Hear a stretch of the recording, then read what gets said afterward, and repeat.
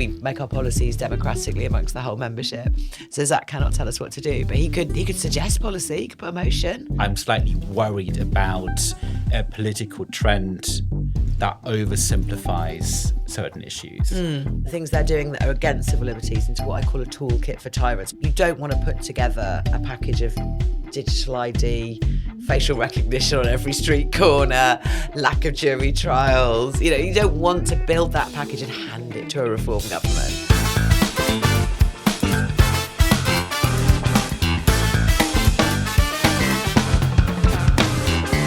Welcome to Political by Design. I'm your host, Leslie Clarke, and we have a very exciting guest today, the MP for Brighton Pavilion. Thanks for being here. No problem. I'm quite excitable today, so this is very nice to have a sit down with you. Absolutely. And we have chosen a brilliant day. It's sunny out there. So nice. And Brighton comes back to life. Yeah. Finally. Yeah, lots of people on the beach. I had an ice cream for my lunch. Fantastic. This is all good. This is what Brighton is for. First ice cream of the year? It is, yeah. Didn't seem right when it was pouring down with rain every day in January. God, I know. If people aren't aware, Brighton and Hove as a city is made up of 3 constituencies, and you are the MP for Brighton Pavilion, a very special constituency. And the previous former seat of Caroline Lucas, who was elected the first Green MP ever in the UK. How does it feel to be in that seat? It was really daunting to take on the task of taking over from Caroline. She'd done 14 years, so she was elected as far back as 2010. And quite rightly felt like she should take a bit of a break, move on to other things. She'd written an amazing book about the future of England, and she wanted to go and promote that.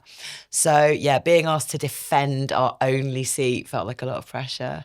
And I really enjoyed it, though. It was such a positive campaign. The way that the country as a whole was changing, the way we were rejecting the Conservatives felt really positive. And then making the case for a continued independently minded Green voice in amongst what was clearly going to be a Labour majority was quite a constructive, positive case to be making. So I loved the campaign, and it was, it felt like there was going to be a big challenge. All political parties go and target a seat when the sitting MP is very popular is retiring, because that's an opportunity. Labour tried very hard, picked a good candidate, and it was a proper campaign. It was a proper, you didn't know what was going to happen campaign. And in the end, we won. The arguments won out. And I think that is, Brighton Pavilion's always thought of itself as a very special place for electing Caroline and for having that independent voice. And I think it was clear people didn't want to lose that, and a genuine honour to get so many votes and win the seat. And I'm enjoying the job hugely. It is the best constituency by, I think, a long way to represent. And we're going to talk about the constituency in just a bit. I'd be quite interested because Caroline left huge boots to fill. How do you plan on making it your own? Because I realise, getting elected in a seat where someone pioneered, it can be probably a bit daunting to sort of, I've inherited Caroline's entire team, who are fantastic. So the continuity there has been in terms of casework, in terms of knowing the city and where to get help for people, of knowing all the people I needed to get to know as the new MP, has been really, really good. So I feel like I was very, very lucky to be settled in so well, so quickly. We now have 4 MPs. We now have 5 MPs. But when we were first elected, we had 4 MPs, which meant we could do things a little differently to Caroline. She was basically needed in the chamber almost every single issue that came up. We needed to get the Green point of view across, which I think she's a fantastic speaker. She was on Question Time last night. You still see her doing Newsnight regularly.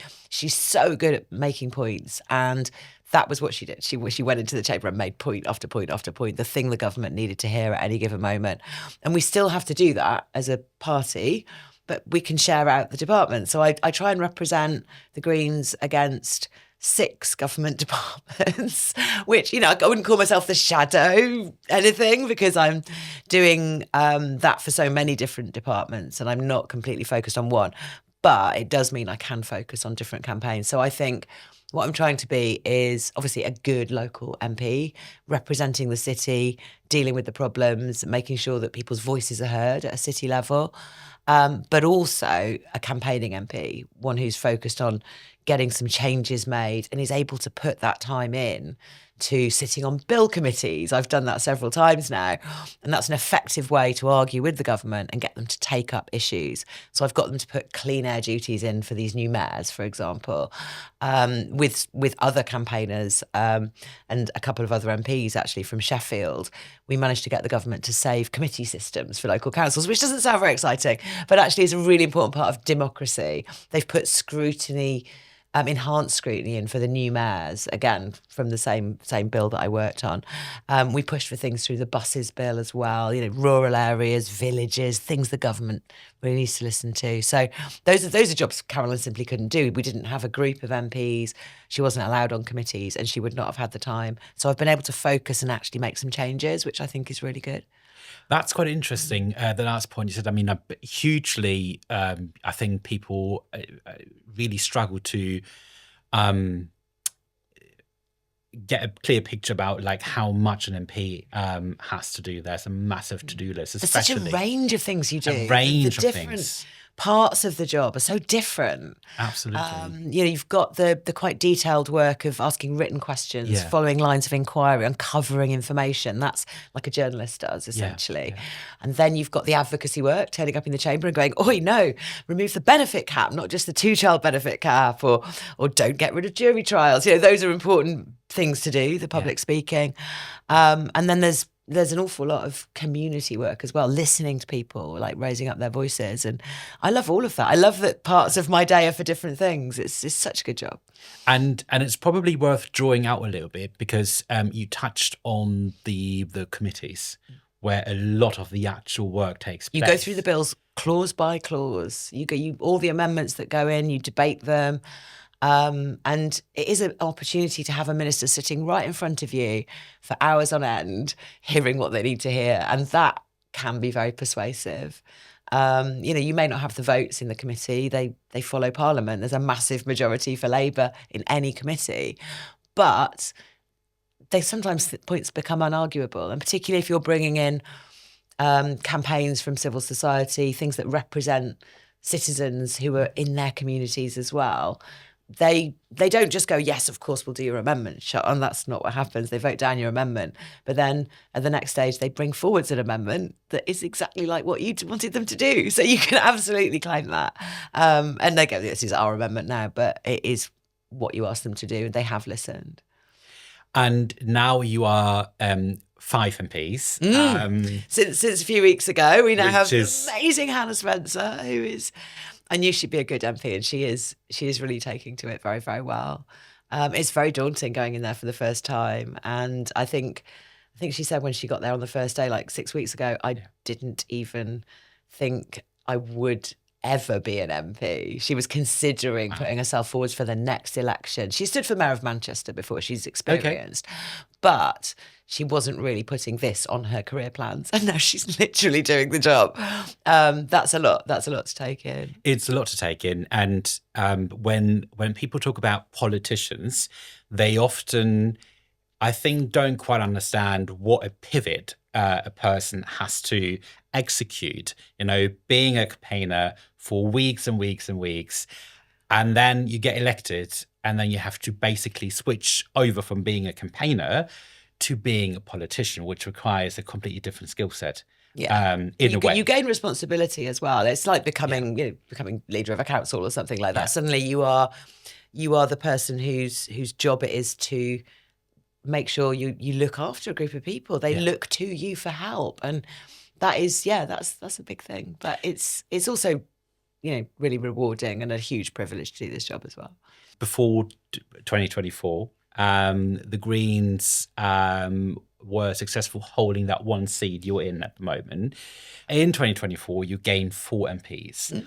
Was that something you sort of expected, or was it a complete surprise? No, we did in the end expect it. And it was part of the plan. You know, we've been building up councillor representation across the country for years on an almost exponential basis. We've been doubling or tripling the numbers each time in terms of gains.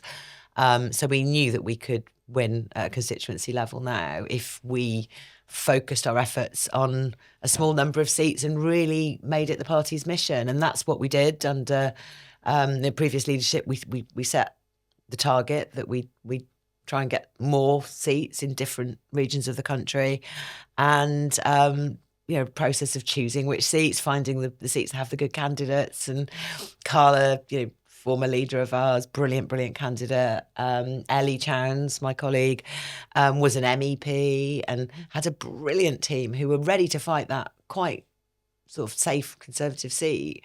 They knew that they had the community links and the ability to fight that. And Adrian has been well known in his local area since he's about 16, Adrian Ramsey. And that seat obviously stood out as one that was winnable as well. So we made a plan as a party. We put the resources in, we raised the money, we put the strategy together, and we targeted 4 and we won 4. And we feel a bit like we should have targeted more at this point, because I think, the ease with which we did it, we all have good majorities, shows that the potential is there in many, many parts of the country. And they're different constituencies too. So I think now that we've got so many more members, there is the opportunity to really find that really good combination of candidates, of places that have the right attitude and mindset to vote Green, and run the campaigns to win. Yeah. Before we zoom out and talk about the big picture and how the Greens perform in 2026, I'd like to finally talk a little bit about Brighton Pavilion as a constituency, because it is known to be an incredibly independent place, following its own trend. But I think, seeing now the Greens on the rise nationally, I'd be interested in 2024, how much of that Green success we've seen in Brighton Pavilion was still something that was down to its very own nature, or did the shifting mood nationally, was that something that helped holding the seat? A lot of different things resonated with people. I knocked on so many doors and spoke to people, but I think part of it was this idea that Brighton Pavilion thinks for itself. It isn't just told what to do, and it has that independent spirit.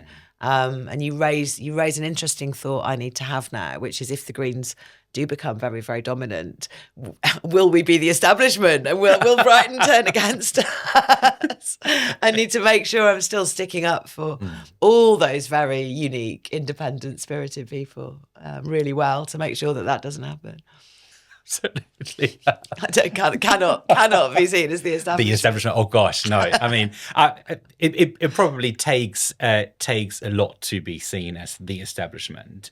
Yeah. Probably once you get into government, then there might be a change. But so I think, if I was Home Secretary or something, oh gosh, then for sure that job's really impossible.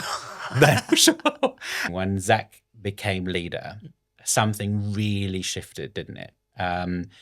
And as far as I'm aware, the Greens have gained or are nearly close to 200,000 members now. We are above 200,000. The last number we said was, I think, 220,000. It goes up so quickly that we have to think carefully about when to make new announcements. Yeah. Gosh. We're not sure if we're above Labour now, because Labour don't generally release their numbers, but the last one we sort of comfortably thought was correct was about 250,000. But that was a little while ago. So we may almost be the biggest party now in terms of membership. But that day will come. I'm really confident of it. So that's very, very exciting. And something, you're right, something did shift. There was, what we proved in the general election in 24 is that we can win a majority if there's sufficient effort put in. There's a critical mass of people doing the work on knocking on doors, and the spirit, the actual messages, the idea of having a Green MP can take anywhere. But what I think Zack did was really break through on the national media, so that everybody was getting that amount of exposure to green ideas, and then the appetite for something on the left, something that really stands up for social justice, something that's for inclusion and solidarity between different groups. There's so much going on where trans people are being attacked, where Muslims are getting attacked this week, and that's awful because it's Eid this week. It's just dreadful. And then you've got, all disabled people facing sort of demonisation by ministers, and they're having their benefits cut back really unfairly. Greens are about solidarity. We're very intersectional. We are very welcoming to different groups. We make a lot of effort to raise up the voices of minority groups within our party too. And I think that is really taking off in terms of people just crossing that line between support and membership and really wanting to be active. When I went up to Gorton and Denton for Hannah's by-election, so many of the people I met talked about themselves as sort of long-term fans of the Greens. And then what had tipped them over was feeling that now was the time they should do something to make a difference. So the first thing they'd done was come out and leaflet for us. The second thing they did was canvass for us. And the third thing they did was get recruited to organise the canvassing for part of Gorton and Denton, because that's how quickly the organisation was growing. So we've got some tremendous people now that are joining for what I think are the best reasons, because they want to make change, not just because they want to put their name by something or argue shout at the telly or argue with each other in the pub. They want to actually do the work, and that's exciting. An engaged citizenry is just a really, really positive thing for a country to have. It is, and I think, and don't get me wrong, I don't want to put you anywhere near reform and what's happening on that side of the aisle. But, there is something happening where I feel people who didn't vote or have a track record of not voting or feeling disenfranchised are becoming active, which is about active citizenship and exercising their rights and getting their voices heard, which is absolutely beautiful. Yeah. I agree. And obviously we're doing it for all the right reasons. We're not trying to play on people's anger or prejudice. No. We're not asking them to go out in the streets and shout at minorities, which is kind of the activities you get with the far right. They're not organising quizzes and bake sales, and they're not getting people out into nightclubs for celebrations, and they're not knocking on doors and actually listening to people, which is most. I say canvassing, people think that's will you vote for so and so. Really, the Green Party canvassing is about listening, and that's it's part of our ethos is to do that. So it's just really positive. I think we've probably got more members in political parties as a whole now than we have for a very long time. It's the decline in that is reversing. That's good news. Can I ask you before? And I know I always feel a bit uncomfortable when sort of leaders achieve like a cult status, because obviously politics should be about policies and making people's lives better, but there is undeniable a Zack effect. He's such a personality, and he is, and he's so famous. It's fantastic. And you've been working with him for quite some time now. Can you tell us, who is he? Who's that? Who is he? Yeah, so behind the scenes. He's a fairly open book, I think. He's exactly like that in his private life as well. He's got boundless energy and enthusiasm. I cannot work out when he sleeps. If I tried to do all those media appearances, I would just be curled up in a ball afterwards. But he just keeps going. He's genuinely a natural, and we, as a party, we aren't a one-man band. We are always a party that projects a team.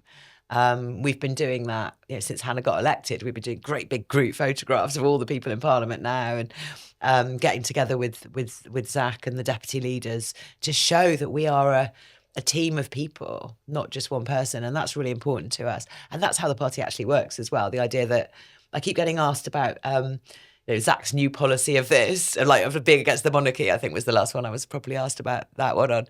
And I was like, that's been our policy since 1971 when we were founded, I think you'll find. Because, we make our policies democratically amongst the whole membership. So Zack cannot tell us what to do, but he could suggest policy, he could put a motion, and I'm sure it would pass. But that isn't how a party works. It isn't about top-down power. And I think some of the people leaving Labour for us are leaving because they're hearing from their Green Party friends that it's much nicer in the Green Party, and we aren't constantly throwing people out for liking tweets by Caroline Lucas or whatever. We're not trying to put an agenda forwards in government that isn't what our party wants. We are pretty straight down the line, and we are what we say on the tin. That's how we work as Greens. You can look up all our policies, which the press are enjoying doing and finding the strangest ones they can and putting them to us in interviews. But we love the attention, and all of us in the sort of frontline team who do interviews are absolutely loving that. When we now get invited onto programmes, we're usually for a panel programme on a sofa or something like that. Now we're the most interesting guest. We're the one that the other parties want to put things to. We're the interviewer, the person running the panel will come to us first, not as an afterthought. And that's great. We love that. We love setting the agenda. Usually, parties grow organically, and over a number of years, they gain more influence, win more elections, win over more members, and then obviously get that attention and scrutiny. For the Greens, it almost happened overnight. I mean, you jump from, I think when I did my bit of research, from 68,000 members to now over 200,000 members very quick. In less or just about a year. You went from one MP to 5 now. Loads of councillors. Do you feel has something changed in terms of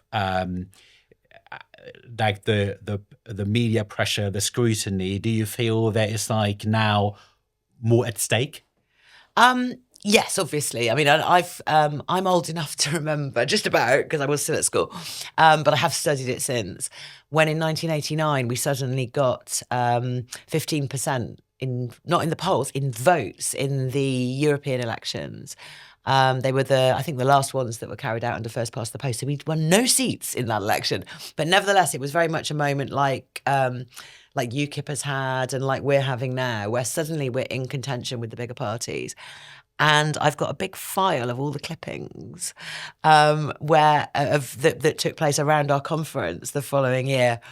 And the level of attack on us was absolutely extraordinary. The scrutiny of every single thing that went on at our conference, every possible policy we could have passed, all our personalities got incredible scrutiny, loads of interviews. And I've got this book is 80 pages long of reduced in size photocopies of the Times, every single broadsheet newspaper, every single tabloid running whole spreads on the Greens and what would the country be like under the Greens. And this is what's happening now. The Daily Mail yesterday ran a 2-page spread about, how the steps, how this oil price could deliver Zack as Prime Minister and what that would be like.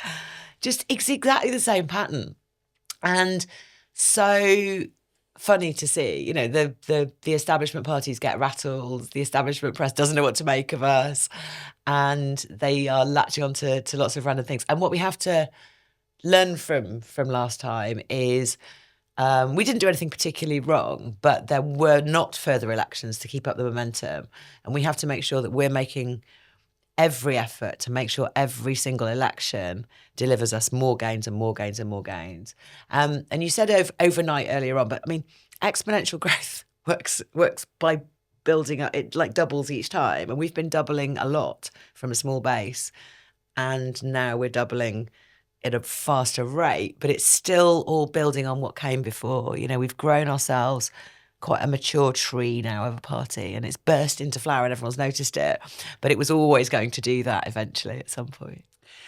I think the success the Greens are having in England and Wales comes at a time when the Greens and other countries, regions in Europe have similar successes. I'm just looking at Germany and the state of Baden-Württemberg. We just won that. Yeah. Big time. Yeah.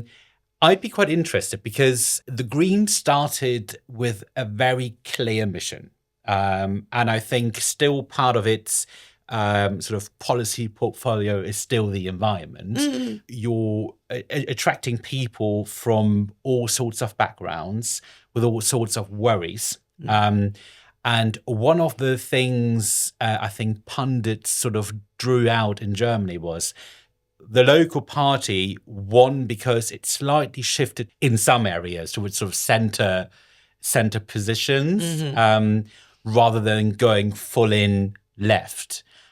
Do you think, could there be some kind of tension over here in England and Wales when you grow and you have people who worry about the cost of living and the environment and maybe transport and all these different topics? Do you think there could be tension on the horizon? Well, I mean, in terms of policy areas linking up together, not so much, because our policy programme is very mature. It's been there for many years, and it's always been about linking these things together. So if we come up with policies to deal with poverty, it wouldn't be, giving out free oil or anything like that. It would be something, I don't know what that might be.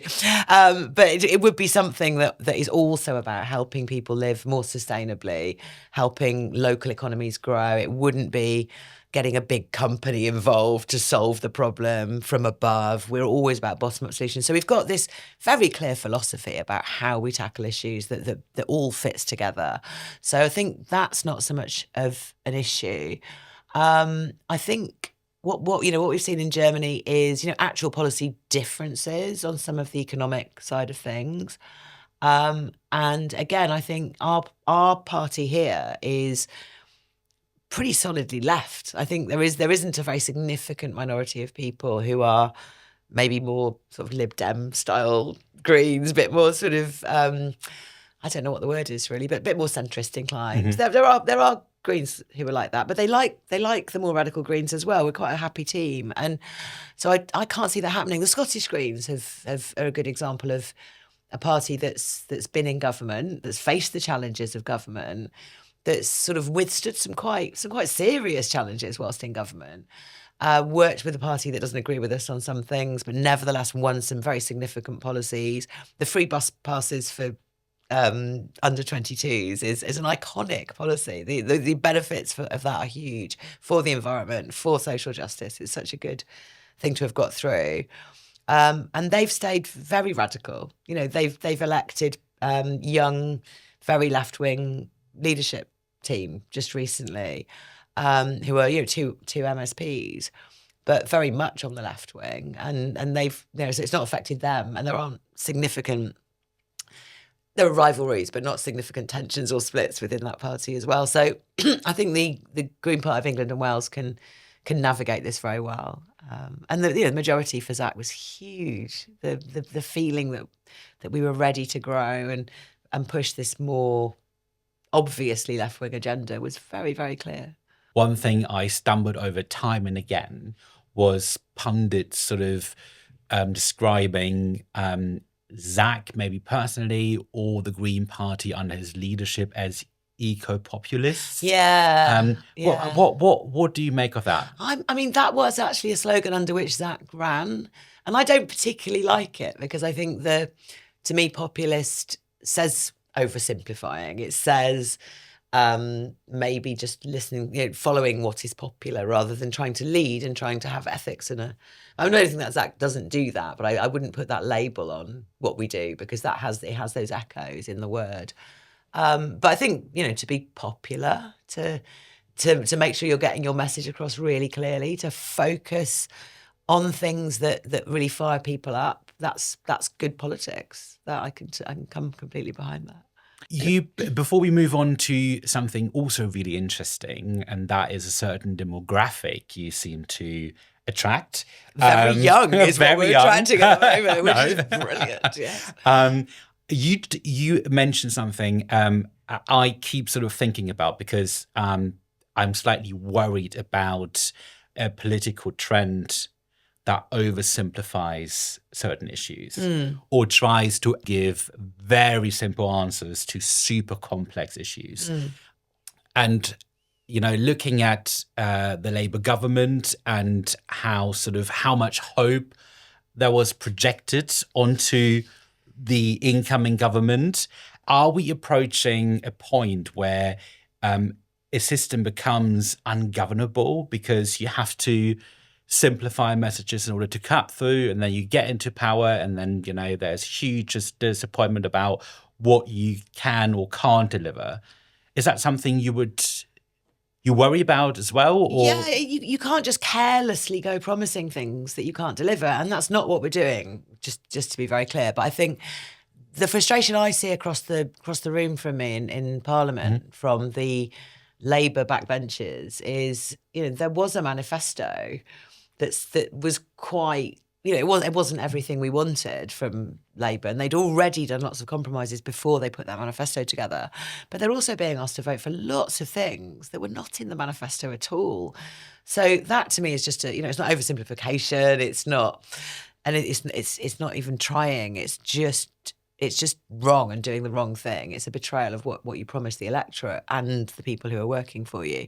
What we try and find within our policies that we already have and the principles that we have are things that are emblematic of the wider problem, things that are actually practical, and things where we do have the worked through examples and the backing of experts and campaigners and people who want them. So I would suggest the wealth tax is one of those. And it sounds like, very simple, we'll just tax the wealthy. And you get all these challenges, won't they all leave? This is a very practical policy. There are wealth taxes in lots of countries, including Switzerland, which is known for wealthy people. This is perfectly normal to want to tax assets, to try to make sure that they stay productive as much as anything. You want to say you can't just sit on this asset and let it appreciate. You need to work for it, and therefore you need to pay an annual tax on that that you need to make it work for. It's just good economics. It's normally good economics to have wealth taxes.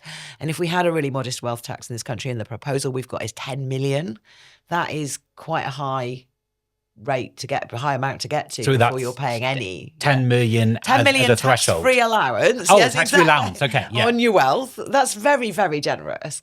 After which there's 1% per year. So it's not even as harsh as this policy could be. And we want that 15 billion that would be raised from that. And that takes into account more than would probably happen of avoidance or people leaving or hiding, all of that stuff.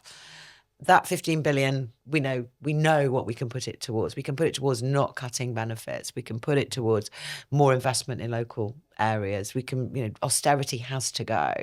And these bits and pieces of money that you can raise through methods like a wealth tax are all important, because every single thing I've stood up and argued against in Parliament that's done harm to the poorest people in society could have been fixed by this.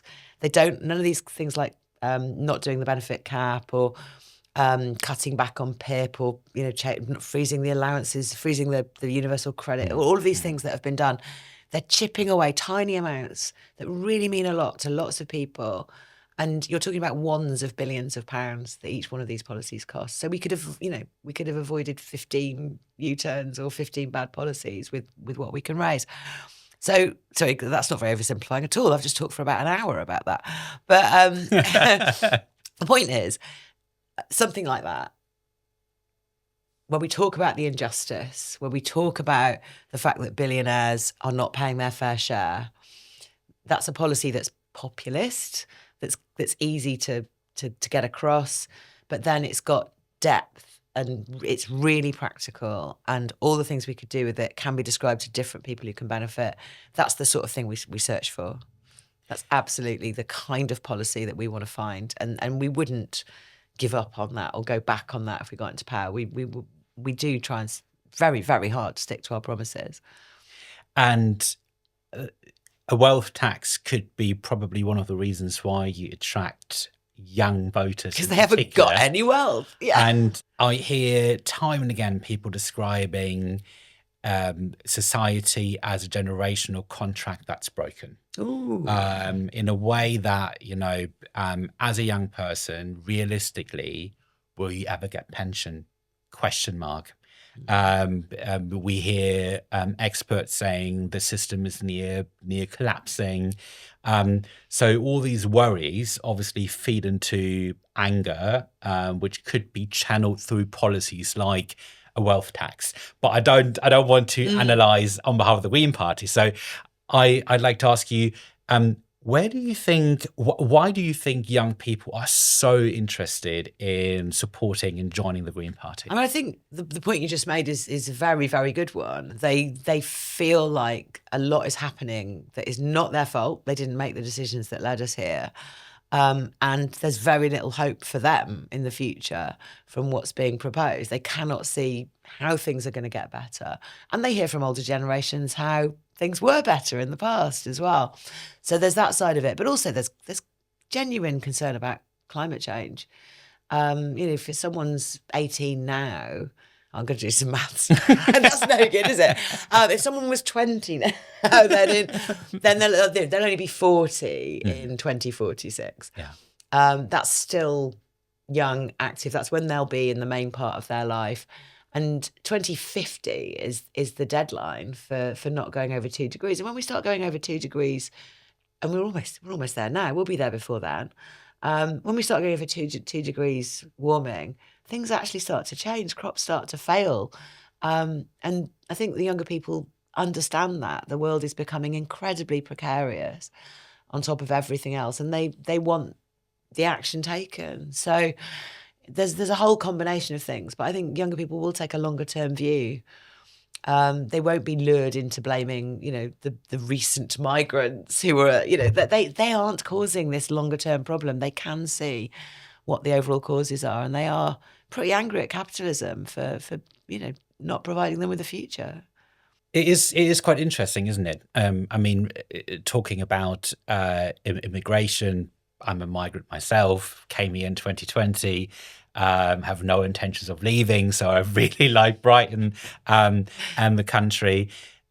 There seems to be almost like a generational gap between younger voters largely not being interested in the blame game, demonizing migrants for coming here, contributing to society, and then probably more seasoned voters, which have a tendency to be more receptive for those kind of messages coming from the right, saying like, those people cause, the housing shortages and taking the jobs and all the narratives we know.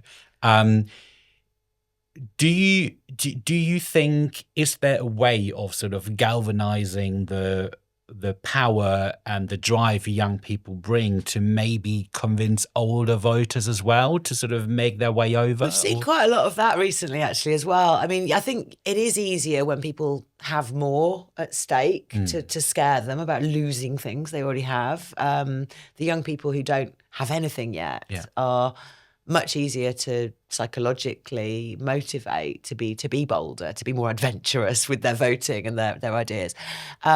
There was a lot of fuss around Gorton and Denton around what they called family voting, which was that was such a dog whistle and really quite racist. But what we do know is that younger people in families were doing an awful lot of work to convince their older relatives to vote Green this time. They were the ones loving everything that Hannah was doing on Instagram. They were the ones who were hearing from their friends that they'd been out and actually campaigned, and so pushing their parents to switch to us rather than to Reform, to not be scared by Labour's dodgy bar charts that they were genuinely putting through doors.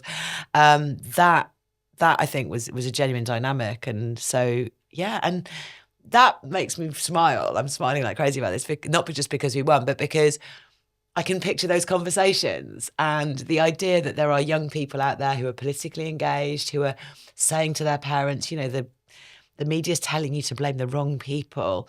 Take a look at the billionaires. Isn't that a much more convincing argument for why the world's gone wrong? And actually winning those arguments makes me very happy. That's very healthy for that to be happening in households. And I think the Greens, through their approach to, I think it is quite a new spin on how you communicate politically. I mean, you mentioned earlier the club party. Was it at Heaven Yeah, in London? yeah. All the sort of TikTok videos, a completely new The style. jokiness of it, Yeah. the lightness with which Zack takes the attacks on him. You know, he's a normal human being. Of course, these are going to hurt his feelings, but he's just, no, I will not be distracted. I've got an important mission. I will get on with it. And it's just, yeah, it's tremendous. And we've got a lovely team working on, of quite young people, as you can probably imagine, working on these videos and things now, and just getting across such important points in such an engaging way that's so light and friendly and fun. They're really good. And we, obviously, you know, our younger members have been telling us for ages that people like me need to get good at things like TikTok, and I can't do that. I've got a different job. And we need. I don't blame you. I tried, I failed. Yeah, I mean, yeah. It's no good expecting me to be good at that. I will go and sit on the bill committee and get your amendments passed. That is my job. Yeah. I will go on Newsnight and talk knowledgeably about energy markets. That is my job too. But the fact that we've got a whole group of people now doing what has been needed to be done for a long time is great. And having more members means we've got more resources, more staff. That also is great, because we relied a lot on volunteers. We've had a lot of volunteers over the years doing essentially full-time jobs for no money, and now we can actually recruit people and give them proper jobs, proper training, proper equipment, and that's lovely too, because you know we should be able to build up an organisation that is professional in that way and is genuinely giving people opportunities. You have 5 MPs. This is an incredible complex system: politics, parliament, passing bills, influencing government, holding government to account. How do you make that work with 5 MPs?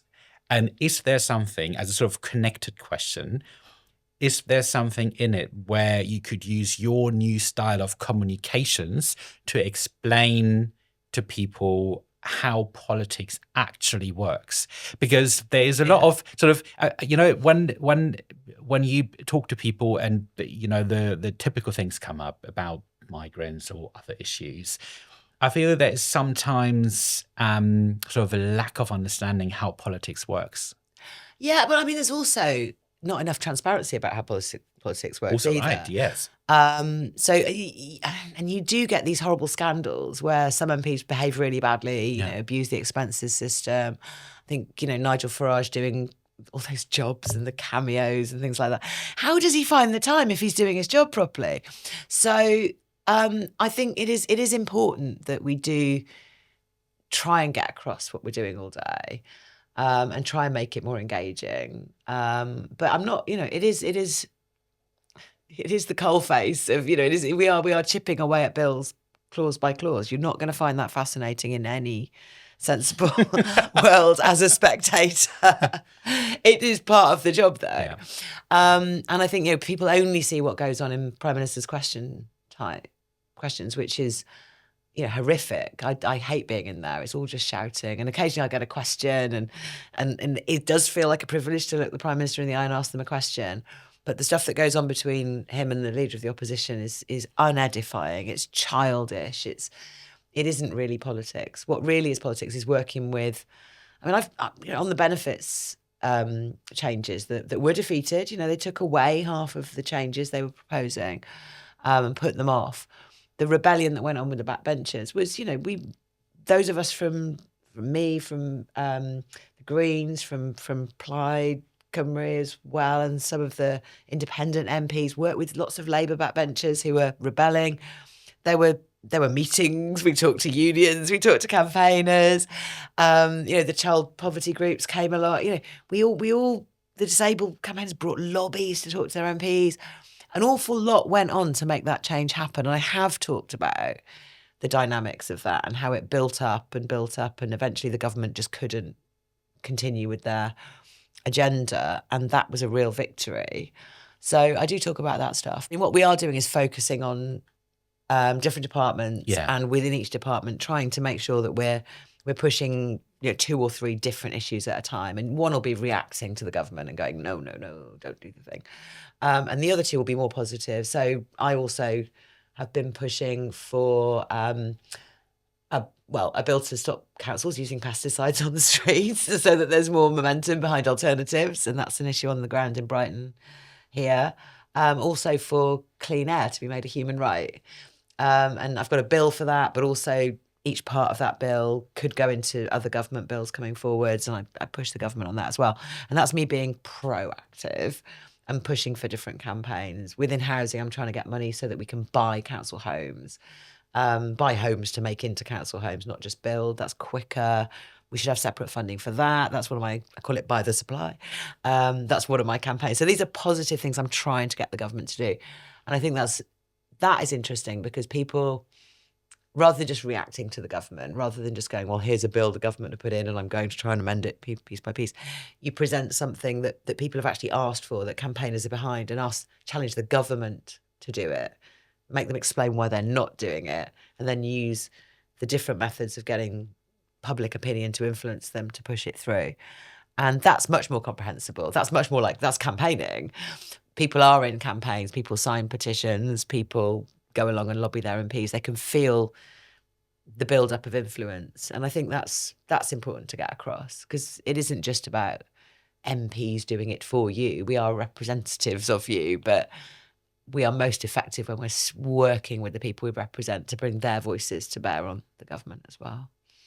So that's my theory of change, is what people call it, is, bring in the voices of the people that they'll actually listen to, as well as making the arguments yourself. So you are, it sounds like opposition is as demanding as governing in some regard. Yeah, you get to pick your battles a bit more. I mean, governing is a treadmill of, you've got to do your budget every year. You've got to get your bills through that you put into the King's Speech and all of that kind of thing. Whereas I'm more agile. I can take up issues and, push things forwards. And if the government suddenly comes up with abolishing jury trials for most people, I can put aside some of my things for a while and focus on that. So it is more fun, I think, than being a government. Speaking of fun, I saw you have loads of sort of different spokesperson roles, and you just described what you do on a daily basis. Do you get enough sleep? No, I really don't. I mean, there's also the worry, because the world is so worrying right now as well. And there's always the thought that there's other things you should be focusing on. There's so much need out there. I'm not saying it's fine that we've got 5 MPs. I'm saying we need many, many more Greens to cover everything. But we do find a way to be effective, even though there's a few of us. So, on a serious note, because we just as Pride Community Foundation, so C Magazine, for people who aren't aware, is part of a Pride Community Foundation, and as Pride Community Foundation, we've done an event the other week to get queer people involved in politics. That was at Brighton Town Hall, and we try to, on a local level, to decipher the role of being a councillor. Now, when people go on to the Parliament's website and see your profile and see you have loads of spokesperson roles, how do you balance that? How do you make that work on a personal level? I've got an amazing team. I have mentioned them. I've got an amazing team in Brighton. I've got an amazing team in Parliament as well, who I've built up from... we did inherit Caroline's team in Parliament, but they are spread across all of us, so they kind of work for all of us in the centre. Oh, goodness. So we do have like a central coordinating group that was Caroline's team. But we all have our own people as well. I've got 2 amazing staff in Parliament who do that balancing act with me. We do at the beginning of every week have to make hard choices about things I can and can't go along to, and things that we can fit in, and deadlines we can and can't meet, and other ones we're going to have to leave this time. It's really tough. Yeah, we do need more people. How do you see the Greens' role going forward? Because Labour has to fight its own very difficult battle at the moment. And I think there are two very valid sort of trajectories the Greens could decide on sort of embarking on. The one is to truly sort of hold Labour to account, and be a left alternative to Labour. Or the other one could be probably a bit more radical, to replace Labour as the sort of leading left party on the left. What trajectory is it? I mean, the question for me is always, what do you do next? Like, it's all very well looking miles ahead and setting a goal, but then you have to take steps towards it. And I think the step we take towards both of those things is the same. You know, we've got until the next election to be effective in our roles as MPs, but also to build up many, many candidates in many, many more places who are in a winnable position. And we've seen the collapse of the sort of centre left in other countries, and their replacement with other alternatives that have grown up with different flavours in different places. So in France, like, you know, the sort of slightly centrist president that there is not the Green Party, but the left there, the Socialist Party's basically collapsed. So that there is Labour shouldn't take for granted that they will always be in that dominant position. They do need to work for it, and we're under no illusions that if we want to achieve being in government, you know, being one of the two largest parties, maybe being the official opposition, whatever it is we end up being, we are aiming to be in a very significant role after the next election. But we're under no illusions that we have to work for it, that there's huge risks along the way, that we've got to get everything more or less exactly right for that to come off, and we're working really hard for that.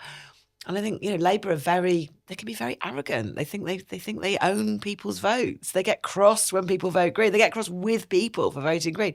When people can vote how they like, you have to impress them into it.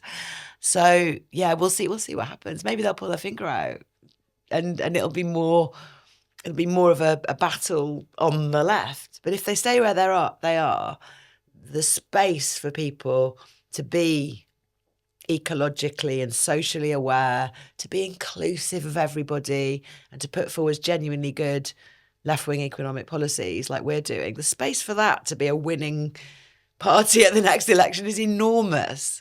So yeah, if things stay as they are in terms of the political space, everything is open for us to be very, very successful at the next election.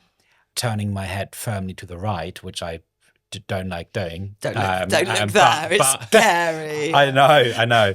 But there is something to be asked around the Greens' role to be basically the antidote to reform and Farage, and because you basically have probably you are the only one with the ability to have like anti-establishment or pulling that card, that lever. Yeah. Do you see a role for the Green Party there? Yeah, and I think, you know, this is a role that the country needs. The country needs somebody. While you've got this successful, very far right, racist party growing and growing, the country needs somebody to be standing up and saying, migration is good. You know, diverse, multicultural, inclusive society that doesn't hate on all the different groups, where everybody stands together in solidarity. That's a good thing. And that is British values, and the far right are the opposite of that. Somebody needs to be standing up and saying that in a full-throated way, and we haven't shied away from that. And we haven't, I don't think, done that for electoral reasons. Nobody thinks that's popular, but it is ethical and it is right, and we are doing it. And I think, you know, there are groups who have come behind us very enthusiastically for us doing that. But we always would have, we always will. There was a debate in Parliament this week where somebody needed to put the Green case against further cuts in fuel duty, because there are better things to spend a huge amount of money on in terms of saving people transport money, but also building up a better future. The whole of the Labour Party, apart from one minister, were completely absent from the chamber. So I'm the one who had to stand up and make the case and take all the interruptions from the Conservative motorist lobby. And I did that job, and Labour just didn't bring anyone. And that is sometimes our job, to stand up against fierce arguments that are not very fair but sound good, and just make the actual ethical case for stuff. And that's what we've done on migrants as well. There is a lot of sort of convincing people to change their opinions, but there is probably also an element to building coalitions across the electorate. The question is our system fit for purpose? Electoral reform, yes or no? No, it really isn't. It really isn't. I mean, we're getting close to having 5 parties with about 20% each. And in an imaginary world where every single constituency had about 20% of each of those and different candidates standing, the results of the election would be more or less random. There has been analysis of this. I forget which newspaper did it, but it's something like The Economist. Someone did an analysis of the extreme volatility and the range of results there could be if you reach that kind of equilibrium. And the answer to that is quite clearly to have a proportional system. And I am going about arguing that potentially we do need to look at switching to a more proportional system before the next election. Because, and I've said this on another podcast, and people in the room literally went, oh, gosh, like they actually said that. Because if we enter with that kind of risk and that kind of volatility the next election, and reform pull out some unethical manoeuvre, they use their billionaire donors to do something that pushes them over the edge and they get a majority, democracy itself is at risk. Because they would have the ability to change so many laws, to disenfranchise people that won't vote for them. There are so many awful things that they could do to democracy itself with that kind of power, that we must prevent it. And if preventing it just means giving the right amount of votes to everybody and having 20% of reform and the rest of us able to work together after the election to put together a government that's not of the far right, that would be a really good thing to do. And I think people need to look at the risk we're running by not doing that.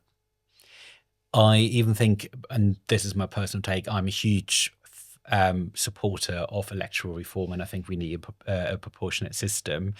I even think that the proof probably by the Conservatives, well, more prominently, and now seeing Labour struggling to hold this together, the amount of sort of the wide-ranging coalition building that is required by one party to undertake is probably too much.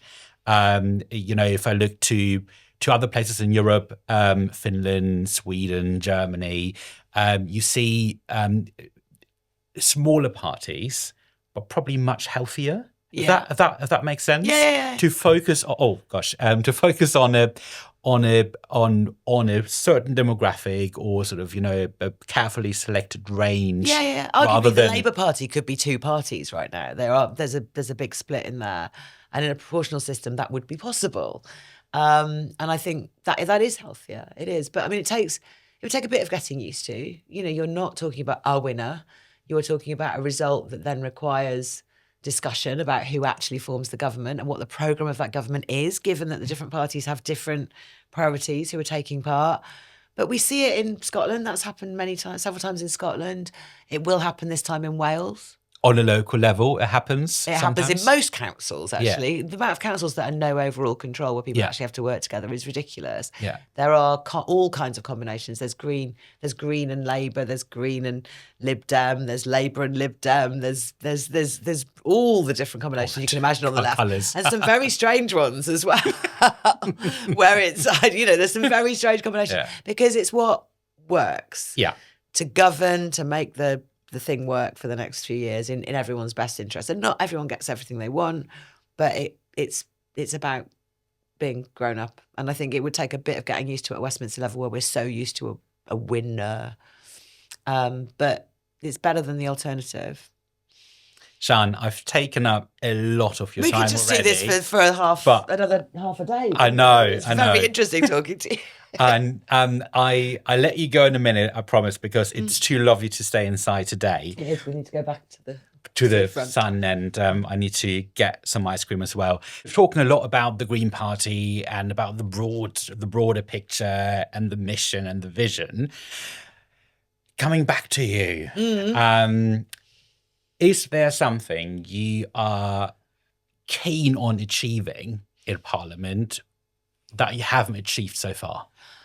Yes, obviously loads of things. I mean, I want to win some of my campaigns on a bigger scale than what I've done so far. So far, I've snuck in a few bits of some of them into some bills, and I've, obviously influenced the government to not do some bad things. I'm trying to stick up for civil liberties, and I really hope that the government.